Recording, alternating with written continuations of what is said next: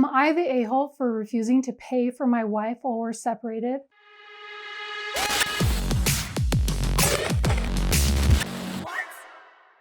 Hi, I'm Rachel, and welcome to Snacks and Scandals, where snacks meet Reddit story scandals. Today's theme has to do with unexpected outcomes. And to go along with that theme, we have the very perfect snack, Beanboozled by Jelly Bellies. And if you've never played this game, I highly recommend it. It's actually pretty fun. There are 10 good flavors and 10 nasty flavors. Is it licorice or is it coal? Is it cat pee? Yes, cat pee. Is it a wet dog, a banana, burnt rubber? We will find out. So before we dive into our snack, let's go ahead and dive into our first story. Am I the a-hole for refusing to pay my wife while we are separated?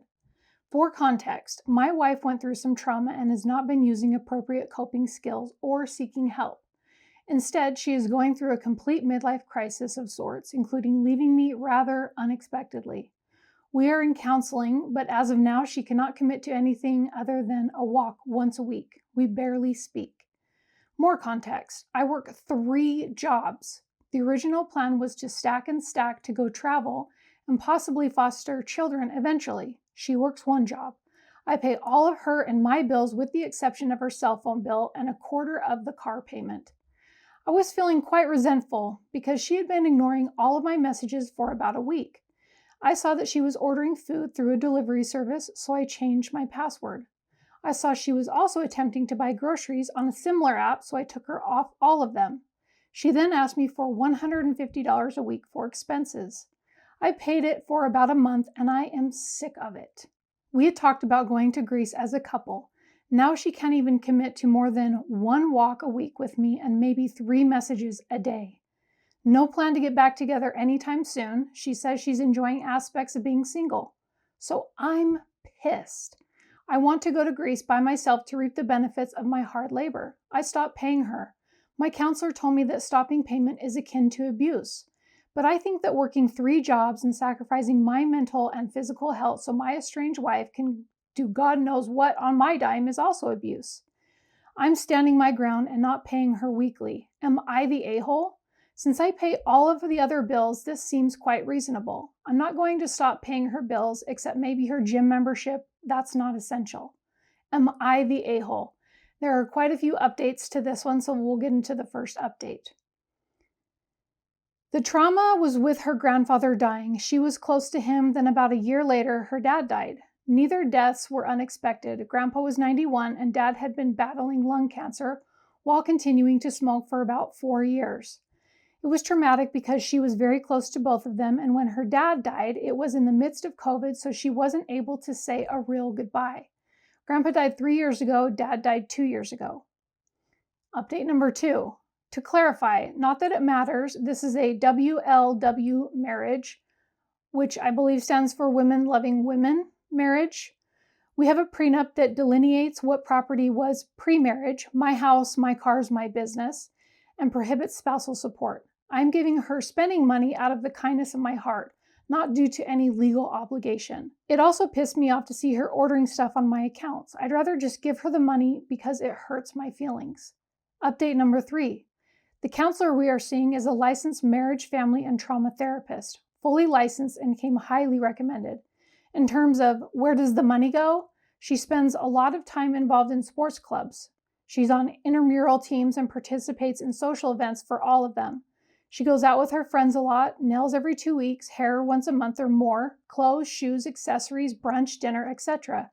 Not great places to be spending her money, but it's her choice. Final update. On our weekly walk, I told her that I'm saving up to go to Greece on a luxury tour. Before she left, we were choosing between Greece, Thailand, and Alaska. I gave her the opportunity to come with me, which she declined. Who declines a luxury trip to Greece? I told her that I'm going to stop payments to non-essential goods and services such as her gym membership, product subscription services, Amazon account, media subscriptions, etc. I will continue to pay the car and car insurance as long as there is an equal effort on her end to mend the relationship.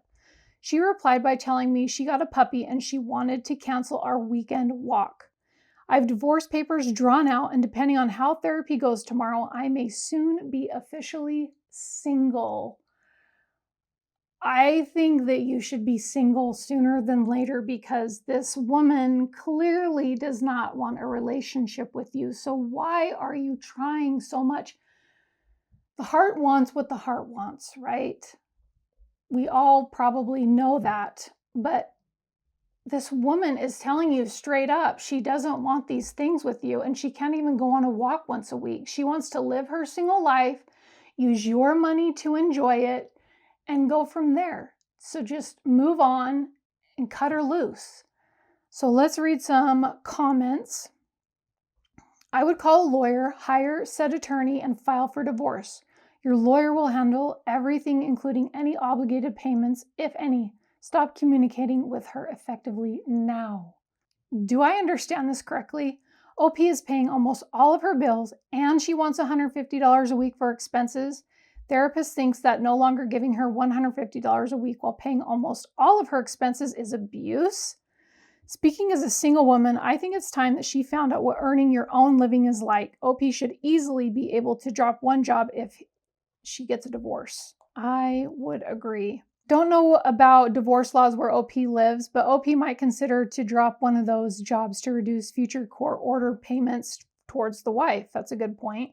I know this is a thing from a report on crappy dads getting out of paying child support, so it is a bit sketchy, but OP suffers from the workload, so it is reasonable. Your therapist sucks. Get a new one. But OP, it sounds like your marriage is over, and it might be worth lawyering up and separating legally if she has zero intention of working things out. Not the a-hole. So the overall consensus with this one is not the a-hole, and I would agree the wife, the estranged wife, really is the a-hole, expecting all this with very little effort in return. So OP is already living a single life. She should go and enjoy Greece on her own. Let's dive into our Beanboozled now and give it a try. So we have our spinner, Dare to Compare, and it has different colors, the different flavors of the Jelly Bellies to go ahead and try. And on the box, it says what the flavors are. Like the blue is berry blue or toothpaste. The yellow is banana or wet dog. The other one is strawberry banana smoothie or a dead fish. We have toasted marshmallow stink bug. We have Lila outside in case you can hear her meowing. We have tutti frutti or stinky socks. We have cappuccino or liver and onions. I'm not really going to like either of those. We have peach or barf. We have licorice or burnt rubber. Oh, and we have juicy pear, which would be so delicious, or a booger. And pomegranate or old bandage. Okay, let's give this a try. Okay, so that is, I have to try this yellowish speckled one. All right, please be banana. Nope. It's supposed to be a wet dog. Honestly, it's not that bad. The wet dog is not that bad. Let me try one more before we get into our next story, since that one wasn't that bad.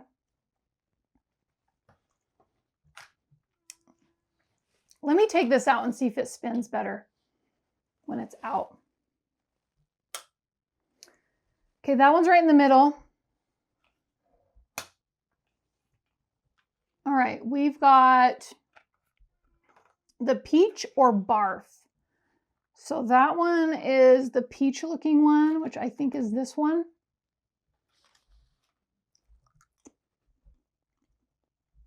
That is peach. We have a peach. Okay, let's move on to our second story. My girlfriend proposed to me. My reaction made a baby cry. Am I the a-hole?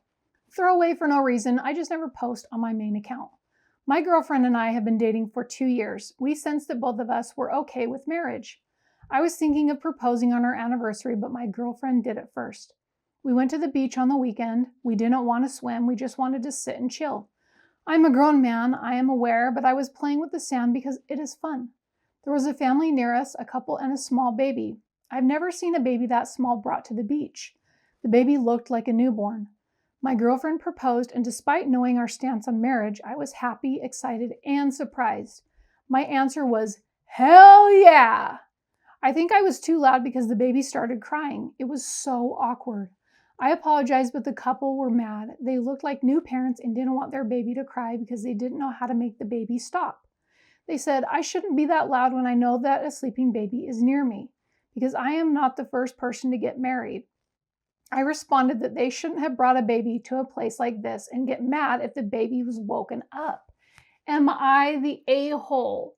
No, the parents are the a-holes for bringing a poor little baby during their nap time. I don't know, maybe all the time in the day is a newborn's nap time, but bringing a newborn to the beach and expecting them to sleep the whole time and for there not to be any activity going on around them, I think that that is absurd and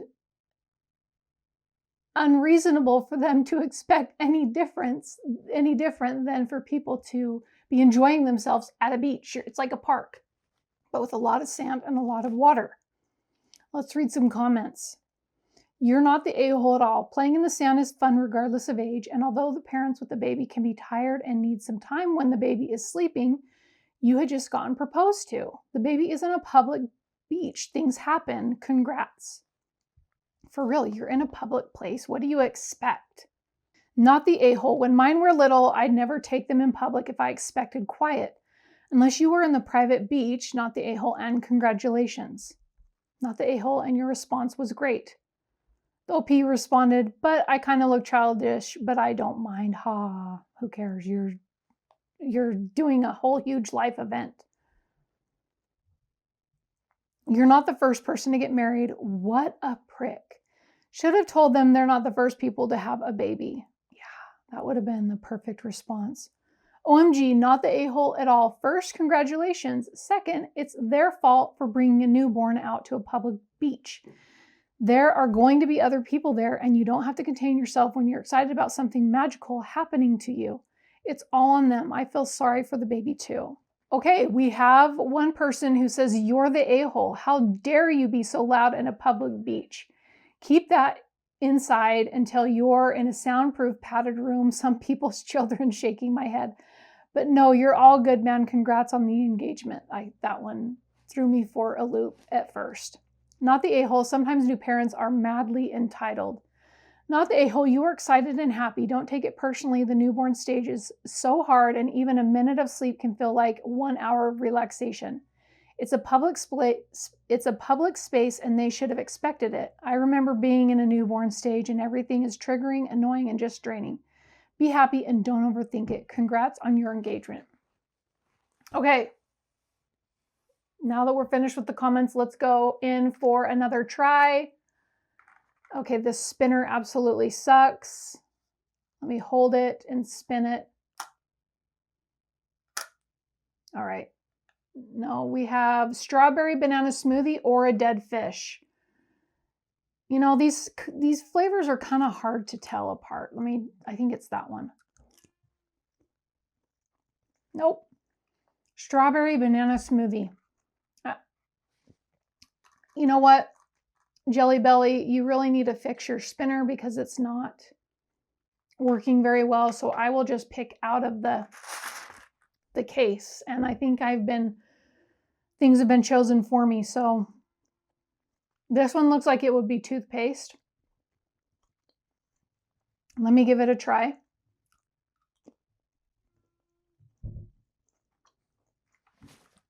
That is berry blue. Nope, that's toothpaste. Took a minute. It's actually not that bad. It kind of tastes like a spearmint toothpaste.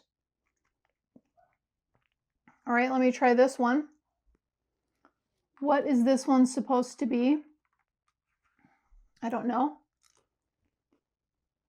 Oh gosh. Oh gosh. Oh no. I can't.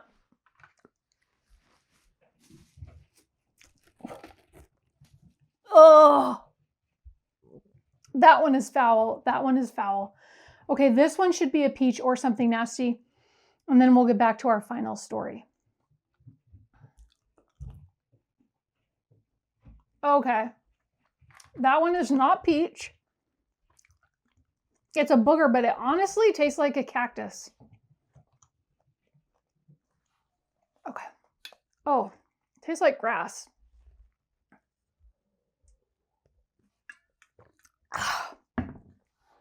Okay, one more.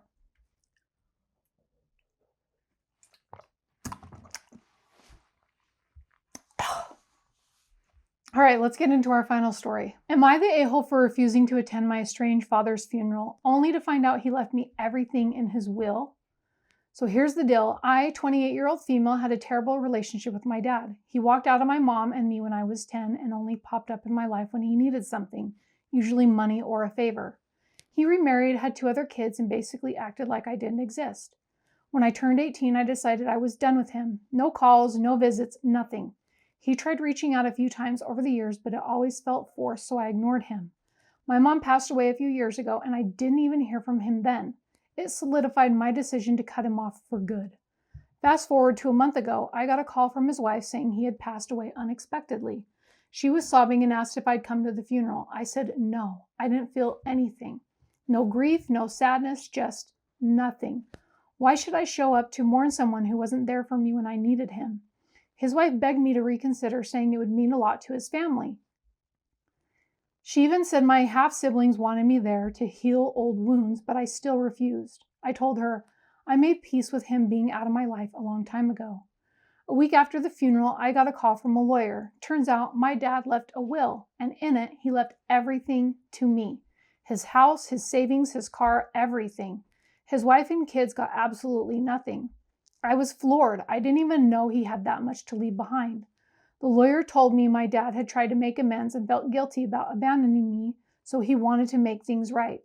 Now his wife and kids are furious with me, saying I stole their inheritance and didn't even have the decency to show up at the funeral. I feel conflicted. On one hand, I didn't ask for any of this. On the other, I get why they're mad. I didn't have a relationship with my dad, but now I'm walking away with everything while they're left with nothing. Am I the a-hole? And there is one edit. I've decided to meet with a lawyer tomorrow to give everything back to the wife and her family. They're still angry at me, and I can't blame them. What my dad did was messed up. I wouldn't want to leave him in the position.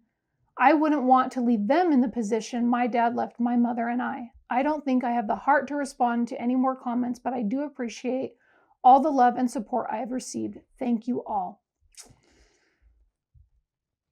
I would keep the money. It was her dad's wishes on what he wanted to do with the money, and he made his decision. And whether he did it out of spite for whatever reason, not leaving anything to his wife and other children, then that's not her fault.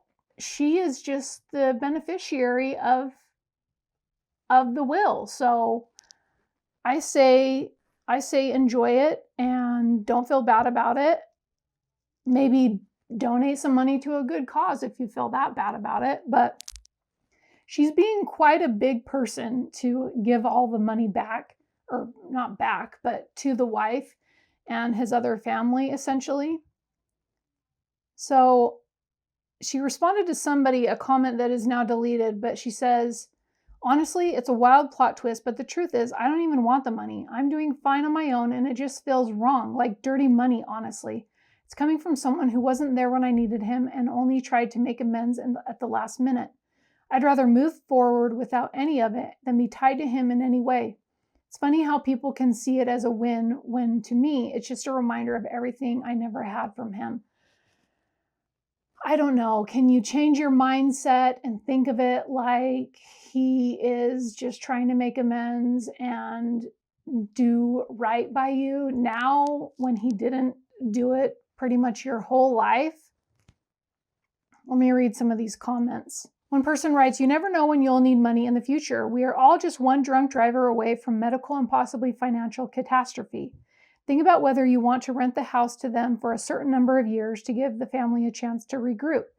Basically, your father did a different version of what he did to you to them, leaving them high and dry. They aren't your responsibility, and you don't have to have personal relationship with them, but you can have a better person, but you can be a better person than he was without sacrificing your inheritance. The lawyer can help you navigate this process or refer you to a colleague who can. Yeah, that's true. You could just keep the house and let them live in it, maybe for a period of time. Another person writes, not the a-hole, consider that back child support and payment for your pain and suffering. If you're inclined, you could give them a small amount. Right. For pain and suffering and having you as my dad. If you are in the States, his wife can contest the will and she will get something. In the States, a person who is married cannot disinherit their spouse. Just be aware of this, because if she starts telling people, someone will enlighten her. Really. Somebody else responded, I was wondering about this. Doesn't seem in any state's interest for families to be rendered homeless on a spouse's whim or neglect. And the OP responded, that is the opposite of my intention. I want them to live in the house they grew up in. I don't want to take that away from them. I'll be meeting with a lawyer tomorrow. Yeah, when you do take into account, I guess my opinion is softening a little bit, and this person is being the bigger person. It sounds like the dad is just spiteful, and for him to want to basically leave his family high and dry out on the street is really cruel, and just the same thing as what he did do to her. So she is being quite exceptional in this case by allowing them to have the house and everything back.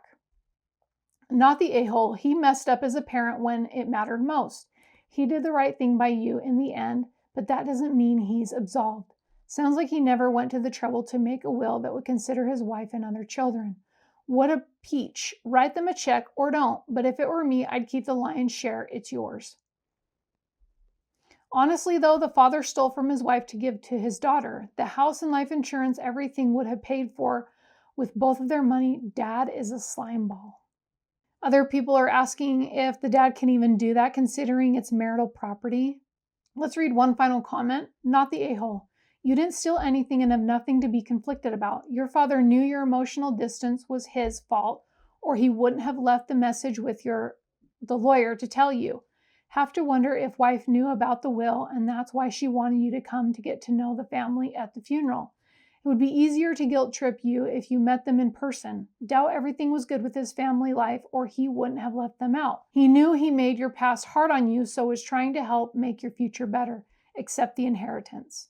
Now, having my opinion softened, I think she should definitely keep some of it and maybe give them the house and maybe the majority of the inheritance. But like the one comment wrote, it was for pain and suffering and unpaid child support. So why not keep some of it?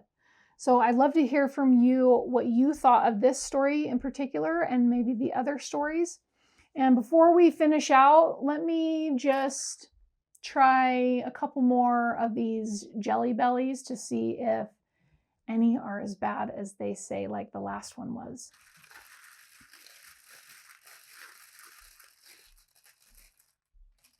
I'm going to try a dark one. Oh gosh. What is that one? Burnt rubber or liver and onions? I think it's liver and onions. It tastes kind of garlicky. Oh my gosh, I swear I can smell my breath. Ew, what is that? Ugh, okay, I'm just, oh, these are disgusting.